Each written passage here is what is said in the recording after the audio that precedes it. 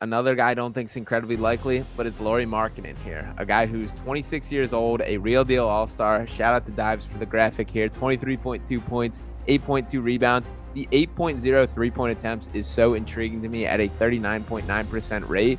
What makes that so appealing to me is, number one, the age, that you're now kind of bridging the gap between Embiid and Maxey, that this is a guy who can carry the window, extend it a little longer, that I do think there's a world where you can win with Lauri Markkanen and Tyrese Maxey as your 1 and 2 in the post-Joel Embiid era. And in the meantime, this is your first true stretch forward that you've had to surround Joel Embiid with, that you can play him as the guy who is what we hope Tobias Harris could be, who's a better rebounder than Tobias is. And then in the non-Embiid minutes, you can play some 5-out basketball with Lauri Markkanen at the 5. He's real deal 7 feet tall. He's just wasting away out there in Utah as well. So I'd be all over Lauri Markkanen, and in the exact same boat, that I would give up whatever draft capital is necessary to that. If that means the 4 or 5, pour it into him, I would feel much more comfortable. And by the way, on the final season of his contract, I do think there's a real world where Utah is kind of looking at that as, is our timeline a little bit different from this guy? They're still very much rebuilding. That if you're nervous about what that contract's going to look like, make it a Philadelphia problem. That I would be more than happy to give him a notable extension, far more than the Paul Georges and Jimmy Butlers of the world.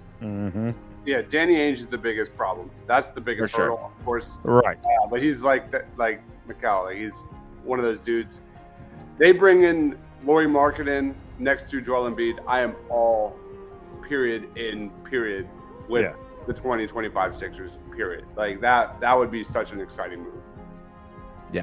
Yeah, I want it to happen more than anything. Again, I don't think it's super high likelihood. Danny Ainge for sure the biggest hurdle in that, but throw whatever it takes, whatever draft capital, and I seriously think that's my by far dream 1A target.